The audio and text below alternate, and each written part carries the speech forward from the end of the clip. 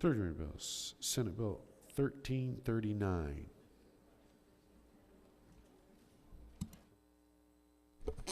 Senate Bill 1339, Act of Administration of Valid Abuse. I'm doing all. Members, you heard third reading of Senate Bill 1339. Those in favor vote aye. Those opposed nay. Do not vote to hear the ballot. We now proceed to vote.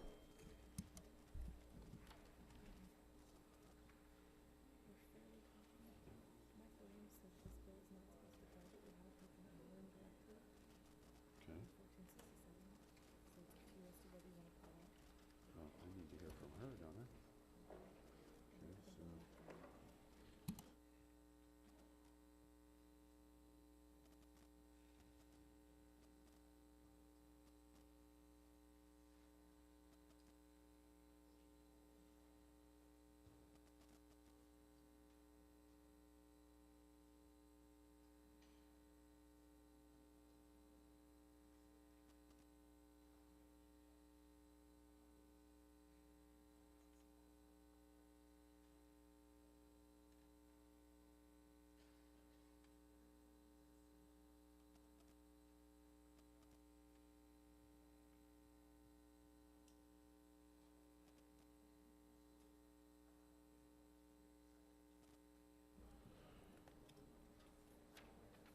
Hey, y'all, buddy.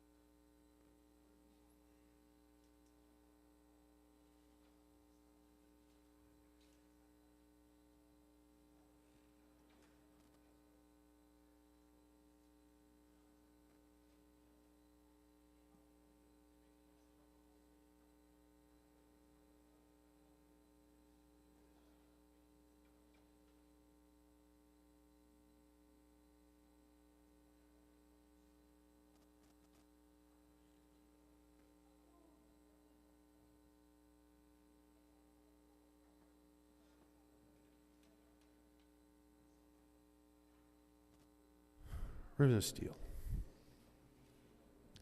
Mr. Speaker, I rise to explain my vote. Yes, ma'am. It's about 10 minutes to 1, so happy Good Friday, everybody. And clearly, it is the season for resurrection. With that, I vote no. Representative Steele votes no. Representative Meyer. Thank you, Mr. Speaker. I rise to explain my vote. Yes, sir. I know we debated this bill at length yesterday, so I will be brief and just to reiterate, since I didn't speak yesterday, my concerns with this bill. We have no examples of fraud in our state, and we are making it a felony charge for people to carry someone else's ballot, to engage voters in the election process.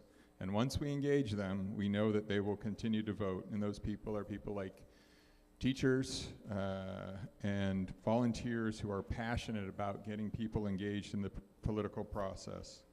You know, the voters should pick their politicians, and this bill makes it so that the politicians are eliminating certain people from being able to pick their politician. The voters should be picking us, not the opposite way. So those that find it hard to get a polling place and may rely on a campaign volunteer to return their ballot for them just before the election are going to potentially be charged with a felony crime for participating in our political process. Again, no examples of voter fraud, and with that, Mr. Speaker, I vote no. Thank you. Representative Meyer votes no. Representative Ackerley. Thank you, Mr. Speaker. I rise to explain my vote. Yes, sir. I am extremely frustrated by this bill. Our permanent early voting ballot list system creates two real problems. One is the logistical problem of verifying signatures after the election date. The second problem is the idea that well-financed groups will go out and target low information voters. Now, I understand the idea of engaging voters, but there's nothing in this bill that says we can't engage voters. You're still going to knock on their door. You're still going to get them engaged in the process. Now, rather than just simply taking the ballot, yes, you do actually have to convince them to put it in the mailbox, but we're still going to engage voters. The idea that people wouldn't know an election is coming. If you're on the permanent early voting list and you haven't voted by the week before election, you're not going to know that there's not an election there. You're going to get inundated with calls and mailers and knocks on your door. This bill does not prevent spouses, cousins, grandparents, any relative from taking it. It does not prevent caregivers from taking it. It doesn't even prevent you from taking your neighbors. The only thing that it does is curtail organized collection. Now, I'm not necessarily sure that that organized collection is a problem. But what it does do is there's no accountability in our system right now. And I would much have preferred to have seen a measure that provided accountability rather than a prohibition. But that's not what happened. However, the problem still needs to be addressed. And while I am frustrated that this is not a perfect bill, half a solution is better than no solution. And with that, I will vote yes. Representative Ackley votes yes. Representative Wheeler. I rise to explain my vote, please. Yes, sir.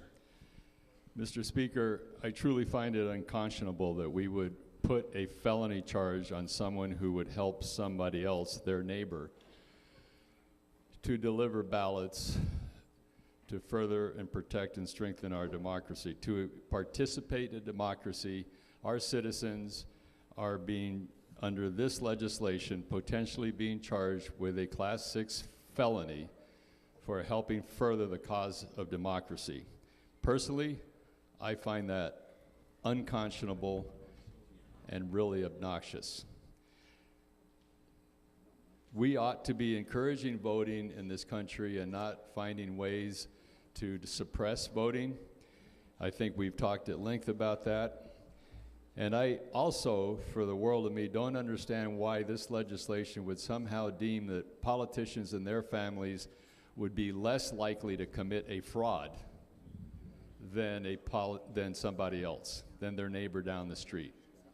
Why are politicians and their families allowed to collect ballots and somehow appear not to be corrupt or willing to commit fraud, yet the neighbor next door, the brother, the sister, the person in the Old Testament, somehow that person has a sign of guilt and potential felony charges against him? All I can say is if this does reach the governor, if somehow this does reach Governor Ducey, I hope he finds the courage to veto this legislation, because if he doesn't, the courts will do it for him, and with that, I vote no. Representative Wheeler votes no. Representative Fernandez. Mr. Speaker, I rise to explain my vote. Yes, ma'am. I know it's late hours here. Most of us have been here about, well, about round the clock. And I just wanted to talk about the irony of this bill, especially today. SB 1339, it was just a few hours ago, we were talking about online signing of nomination petitions. And many of the people that their names are lit up in green were just very excited about getting their petitions signed online. Now that in itself could be riddled with fraud, because all it would take is a computer, the internet, and someone's driver's license. But nobody thought about that. Nobody mentioned that. There was just great excitement about the fact that we could get every one of our signatures without knocking on one door, without showing our face to one member of our community, and get our name on the ballot. Now, I just find that great irony, and I hope that you see it too. And I doubt if you'll change your vote, but I hope that Representative Wheeler is correct, that this will be vetoed by the governor, and with that, I vote no. Representative Fernandez votes no. Representative Velasquez. Mr. Speaker, I rise to explain my vote. Yes, ma'am. In my district, voter outreach and contact is definitely needed. My district is one of the lowest voting districts in Arizona. While out on the campaign trail, I've met with many voters that were grateful for the reminder and for the ballot collection. So they didn't have to go to the polls, they just ran out of time. So with this bill, it is a roadblock to voting. So with that, I vote no. Representative Velasquez votes no. Representative Tondo. Thank you, Mr. Speaker. I rise to explain my vote. Yes, ma'am. Well, I find it extremely ironic that we have now passed a bill that allows candidates and PCs to pick up ballots, but the average Arizona citizen can't. Also, interestingly enough, the majority of precinct committee men are actually in the Republican Party. So we're looking at an organization that is actually much more structured within the Republican Party, so they can actually go out and pick up ballots where it is not so organized in the Democratic Party, and we cannot have our neighbors, our friends, our communities, voters, our Vota Familia, Mi Vota, and everything else helping our communities out. And when we look at some of the rural communities where there are no postal distributors to their home, they also tend to be on the border and out in rural areas. So I find this a true suppression of the vote. I find it horribly ironic. And with that, Mr. Speaker, I vote no. Representative Tondo votes no. Representative Larkin. Thank you, Mr. Speaker. I rise to explain my vote. Yes, sir. Mr. Speaker, I too have my district has a very low turnout for this low voter registration, and I think one of the many reasons why that is, why my families can't make it to the polls, is because they're working 2-3 jobs to try and put get their kids back and forth to school, and quite frankly, they get caught up in their busy lives, just trying to put food on the table.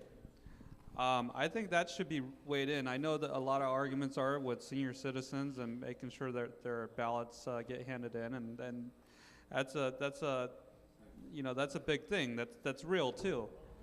But I mean, a lot of our districts out there, the reason why they don't turn out is because they're having to work minimum wage jobs, and because we're not bringing the right good industries and good jobs to the state. We've been lacking in doing so, and I think that should just be weighed in a little bit. I think we should stop and think about, when we talk about family values and civic engagement, is the reason why we lack those things is because we are not bringing good quality jobs where people can actually work decent hours and put food on the table. Instead, they're having to work 2 or 3 jobs, both parents, and that's why we have this problem. And I think that this bill does a disservice to those families, and with that, I'm voting no.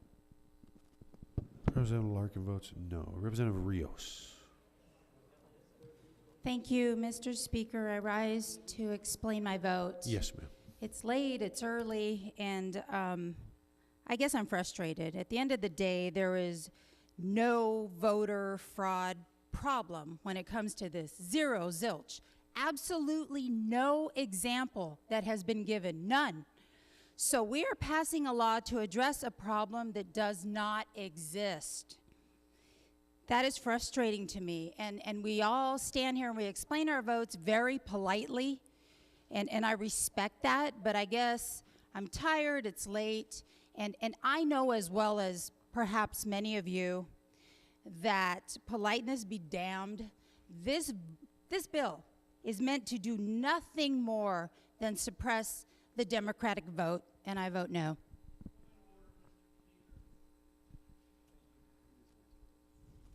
Point of order, Mr. Speaker, Mr. again, Farnsworth. I know that Representative Rios is finishing, but under Rule 19, when she starts to question the intent of the bill, the intent of the members that have sponsored the bill, that is impermissible speech. I would request that Rule 19 be enforced. And Mr. Speaker, to that Yes, point, sir. I will say, To to that qualify, point. To it that- is my opinion that this bill does nothing more than to suppress the Democrat vote. Mr. Speaker, All right. with the point of Hold order, on, she's one given mo- her side. Hold on one moment.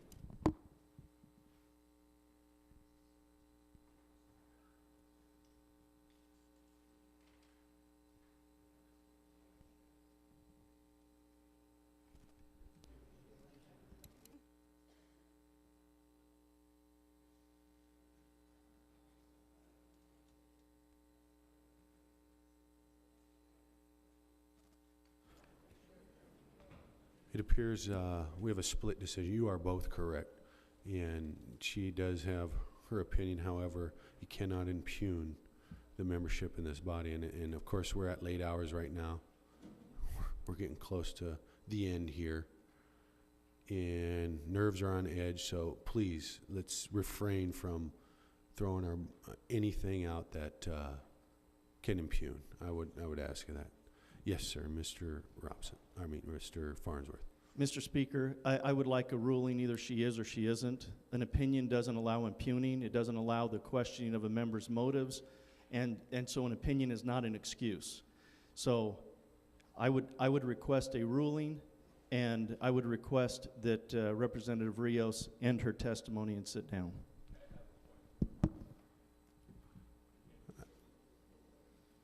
We're still on a point of order. I will come to you.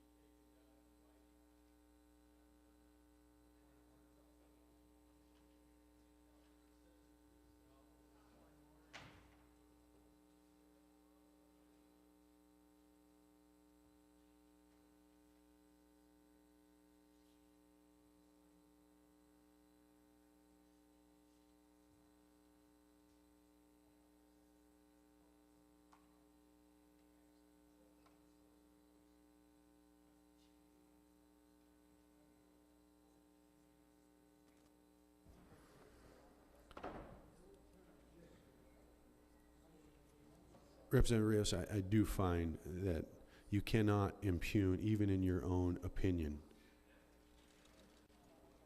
They're under our rule.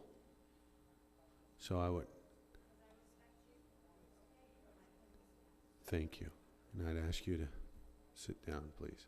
And Representative Rios voted no. Representative Wheeler, do you have a point of order? I have a point. Yes, sir. Yes, I disagree with all due respect, Mr. Speaker, I disagree with you, and I think it is Mr. Farnsworth who is out of order. Well, there'll be order. There'll be order in this floor. Again, I know we're at the late hours here. Let's keep ourselves under control, right? Appreciate that. Representative Freeze. Mr. Speaker, I wish to explain my vote. Yes, sir. Thank you, Mr. Speaker. Obviously, this is an emotionally charged issue, and I wanted to remind everyone that we've certainly dealt with this issue before in this body. I was not here at the time, but in 2013, this issue was brought up in HB 2305, and that issue actually inspired the voters to refer to the ballot to repeal this group of this bill that included several measures, including this one. So we are revisiting this bill in a portion. We brought it back, even though we knew that the electorate was not happy with it. They were so unhappy with it, they wanted to place it on the ballot and decide for themselves what they wished to do with it. Then it was repealed by this body, so that never happened. So I just wanted to remind everyone that this is certainly an issue that people have strong opinions about, and we should certainly respect those opinions. But I believe that this issue is very problematic. I believe that there is a perceived problem here with, unfortunately, an unenforceable solution. So I really wanted to make sure that we all remember that the voters do feel very strongly about this, and let's think very carefully as we move forward. So with that, I vote no. Representative Freeze votes no. Representative Andrade. Yes, Mr. Speaker, I rise to explain my vote. Yes, sir. You know what? I'm not tired, members. It's almost 1:30 in the morning, and I am not tired. You guys energize me when we come and vote on these kind of bills. I worked my butt off to get elected. I knocked on a lot of doors to get elected. And you know what? To say that we have a problem when in actuality we don't, how can you say that? How can you support a bill like this and claim we have a problem in Arizona because we don't have one? What we do have a problem is low voter turnout. That is the #1 thing we have wrong in our state. And what are we doing? What are we saying to the voters? Think about it. Working families that are struggling to make a living, they're not blessed with good paying jobs like I am. A lot of them are working multiple jobs, especially in my district. They're working their butts off. And what are we doing? Taking their right to vote by saying it's too bad? Because that's what this bill does. It says exactly that we don't care. But you know what? I care. And every single time I see one of these bills, it motivates me to even go out there and talk to more voters, to tell them I need you to vote. It's time to wake up the sleeping giant. It's time to get people engaged. It's time to get people involved. It's time to get people to vote. But most of all, let them know that these kind of bills is what's causing low voter turnout. Their voice matters. And with that, Mr. Speaker, I do vote no. Representative Andrade votes no. Have you all voted?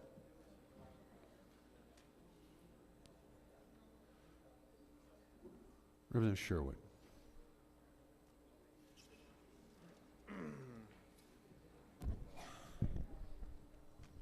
Mr. Speaker, I'd like to explain my vote. Yes, sir. I've been waiting for the support to come for this bill, but it never came. It has not come on the House floor through comments. It did not come through the public in emails, phone calls, letters, nor sentiment anywhere I could detect. I don't know what we're doing right here. This House has been considering ways to roll back oversight through clean elections. This House has been figuring out ways to raise campaign contribution limits. This House has been figuring out ways to make it easier to get on the ballot. But when it comes to the actual process of democracy, I can appreciate how some people will say that this bill will result in more roadblocks for voter activism. And this is disappointing. We're about to stifle community involvement in the democratic process. I'm concerned that we are going to make felons out of people who want to be involved in elections. Earlier today, Representative Mesner talked about how we have special ways to deal with minors and felons. But the thing is, we've lowered the bar in the community with where we examine who is and who is not a felon. Job applications no longer ask, have you ever been convicted of a felony? They'll say things like, have you ever been accused of this? Have you ever been arrested for this? And so, yes, it matters that we're stamping the word felon on people who I don't think we should be doing that with. I served on the committee, and we had some testimony from the Secretary of State that was, if I say underwhelming, that is the nicest possible way I can say it. Quite frankly, this person who came from the Secretary of State should not even have showed up. They could not produce one example in 100 years of 3 million voters of this type of fraudulent behavior that this bill seeks to target. Add to that, when I asked my question of what percentage of ballots that are mailed out are walked in versus mailed in, this person didn't even know. So the expert who came to testify in committee about this bill didn't know what they're talking about. They had no examples, they could not quantify, they could not qualify, they could not answer the questions. I gave this gentleman 3 chances, he failed me. In terms of timing on voting, it's fair for people to run the clock down. They want to follow the campaigns all the way to the end. That makes sense. That makes sense in a postmodern world. And that is your right as a voter to follow the campaign all the way down to the end. And so it's up to them to decide how they want to get their ballot back to be counted. In terms of what this will do, it's obvious to me that this could result in the electorate being uneasy and unaware of what will be legal or not legal. This is true of both candidates, of campaigns, of people who are voting, and that means that very likely people will be reluctant to get more involved and to cast their vote. Why are we doing this? I think earlier during the debate, the majority leader used the term ballot harvesting. Sir, I don't like that term in this debate because I feel that it insinuates some type of nefarious intent that does not exist there. I've had emails earlier, and I said this, that when people use the term educrats, I don't like that term either. I think that it takes away from the debate. And so when folks have used the term ballot harvesting on this floor, I resent that. I'm very concerned here about what we're doing with teachers. What are we doing with students? Why are we using the felony word on people that they will not be able to take back? The closest thing to an example that was brought on this bill was some case about 5,000 ballots that happened over in Yuma. Well, that's not true. I have the article in front of me, and it says the majority of the ballots were requests to add to voters to the permanent early voting list. So that should please Representative Peterson and Lawrence, who both spoke to that example today. That is, in fact, not what happened.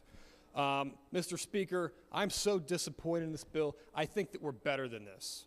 I think that we have bigger ideas to consider than this. There's not support from the community. There is resentment from the community. This is a partisan bill that will influence an election.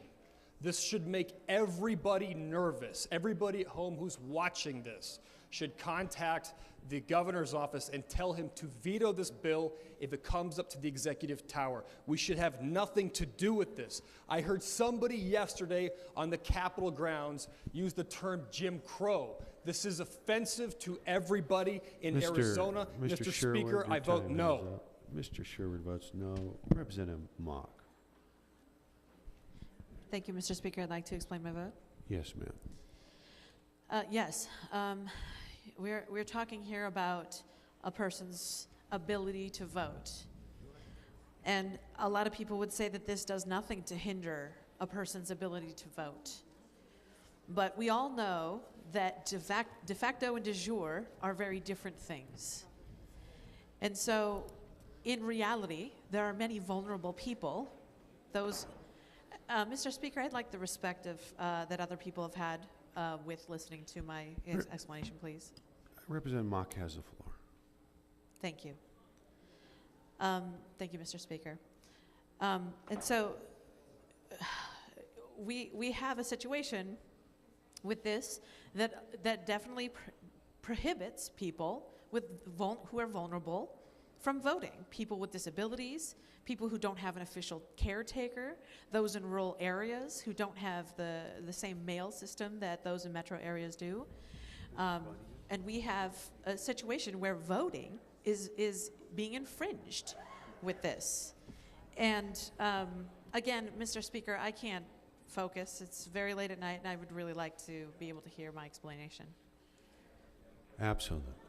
Thank you. Yes, ma'am. I realize that we're all here late at night, and I know that a lot of people around here, especially the people who are in green right now, don't care to hear my explanation and don't care to hear anything of what we're saying. But this is the legislative process, and we are here to make sure that everybody is heard. And I represent over 200,000 people in my district who really want my voice and theirs thereby heard. So I would really appreciate that respect. Again, we are weighing out somebody's ability to vote. And we are assuming that someone who is voting in this, or who is collecting ballots is just a felon by that act itself, instead of the actual fraudulent behavior that has been cited anecdotally by some of my colleagues. I heard one reference to somebody coming in and sealing ballot, having an unsealed ballot, and then going back to reseal it. That is not addressed by this collection method. This does nothing to prevent the actual fraud that I have heard anecdotally, not factually stated by my colleagues. So it does nothing to address the problem. And we had several solutions. One of them was in an amendment that Representative Alston offered yesterday that might have actually solved the problem. We had other possibilities for stakeholder meetings, maybe some additional funds for county recorders to be present when votes are deposited. There are many, many other solutions to this perceived problem, but we didn't choose those. So I do question the methods that we're using to address this problem. And I think that it's incredibly disappointing. It is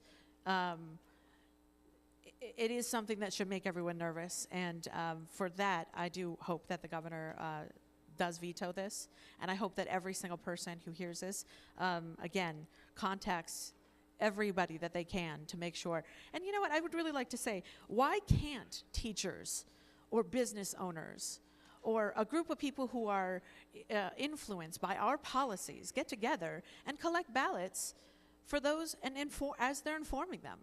Why is this a problem? It's not been clearly defined for me, and for that I vote no.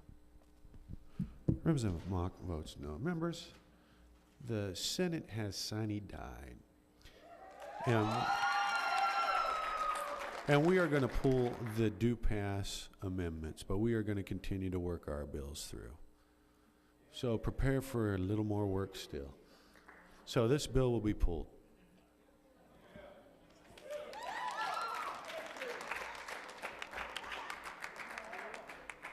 So please clear the board.